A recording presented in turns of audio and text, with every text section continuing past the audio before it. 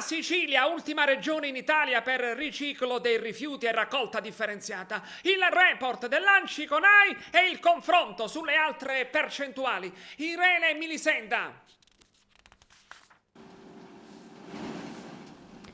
La Sicilia si conferma maglia nera per la raccolta differenziata. I numeri che emergono dal rapporto ANCI-CONAI registrano la raccolta differenziata nell'isola ferma all'11% e la capacità di riciclo a 10,81%.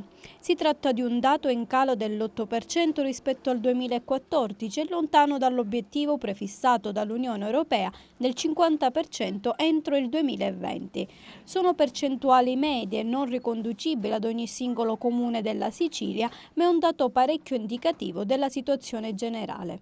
Dal rapporto ANCI-CONAI emerge l'immagine di un paese spaccato a metà, con un nord dotato di impianti più adeguati e di una maggiore sensibilità rispetto alla tematica, con regioni come Piemonte, Lombardia, Trentino Alto Adige, Veneto, Friuli, Venezia Giulia, Emilia-Romagna, Marche, Sardegna e la new entry Valle d'Aosta che hanno raggiunto in media il 50% di effettivo riciclo e la Sicilia che invece fa fatica a tenere il passo e che difficilmente riuscirà a centrare l'obiettivo entro il 2020, rischiando di ritrovarsi coinvolta in un'emergenza rifiuti senza soluzione, dal momento che gli scarti non vengono trasformati negli appositi impianti di riciclaggio ma continuano ad accumularsi.